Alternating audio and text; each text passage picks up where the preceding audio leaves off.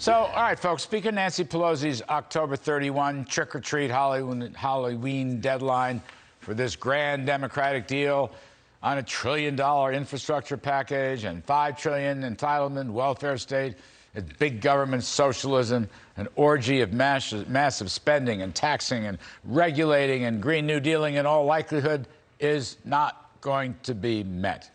That's right. We'll have Halloween and trick-or-treat, but no deal. Now, there are two major reasons for this as I see it. Joe Manchin and Kyrsten Sinema. Other quieter Democratic senators lurk in the background, but they too are not happy with the massive spending bills. Now, Senator Manchin doesn't like spending. Senator Sinema doesn't like taxing. That's why I think together they make a lovely couple. I'd say they're the #1 power couple in Washington today. Now, I am sorry Mr. Manchin will accept tax hikes, but I give him a lot of credit for his insistence that social welfare spending and entitlements must be means-tested and must include workfare. These are crucial policy principles. Far-left progressives don't like them, but Manchin is holding strong so far. And I think he's also done a great service in refusing to sign on to the Clean Electricity Performance Bill. Now, that one would set a target of 2035 for a carbon-free electric grid. The bill's worth about $150 billion of renewable subsidies and fossil fuel tax penalties. Now, of course, Manchin's from West Virginia, which produces a lot of coal, oil, and natural gas. So I get that. But take a look around the world, and you'll see what a catastrophe Biden's idea would be, 2035. The wind stopped blowing in the North Sea for a while. So the British economy is hemorrhaging, and they've got natural gas prices that are something like 8 times what we're paying here in America. And now Britain is turning to coal, big time. Germany, big renewable energy country, but Vladimir Putin is not providing enough natural gas for the German economy despite Nord Stream 2 and Germany's experiment a few years ago with renewables. It was a catastrophe. So now the Germans, too, are scrambling for coal, which at the moment is the dirtiest of the fossil fuels. So go figure. How ironic. The moral of the story is that wind and solar are not reliable energy sources.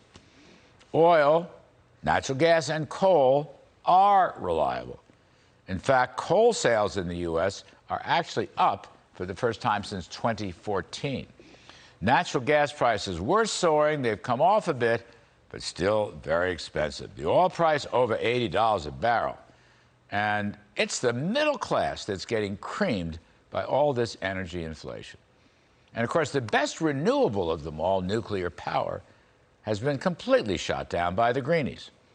So look, at Manchin, I think, is doing everybody a favor by stopping this crazy carbon-free electric grid idea. 80% of American energy is fossil fuels.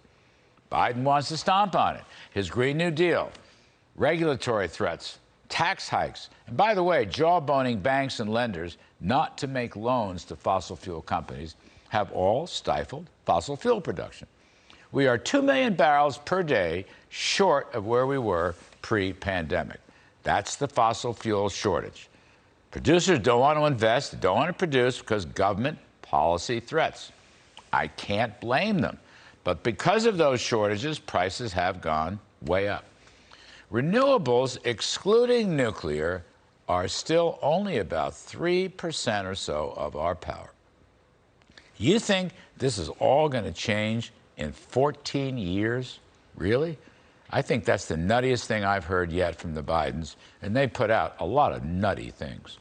So we all owe Joe Manchin a big favor. And one other point on social spending.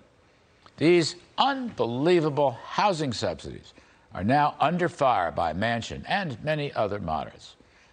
The issue is an incredible $300 billion subsidy plan that would support $90 billion for rental assistance, which is completely unnecessary because the relief money for renters was never spent. And the eviction rate remained very low during the pandemic. Then there's $80 billion to reconstruct public housing along Green New Deal lines, and $37 billion for the National Housing Trust Fund.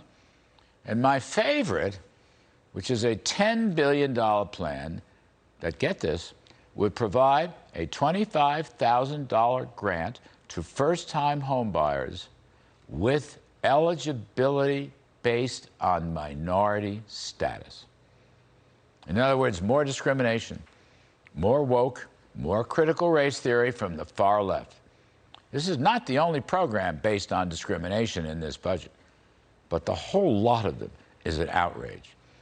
Then, of course, we come to the massive tax hikes, and then programs to subsidize non-work and penalize work, which Casey Mulligan and Vance Ginn in the Wall Street Journal op-ed today estimate could cost the economy between 5 and 9 million jobs over the next decade.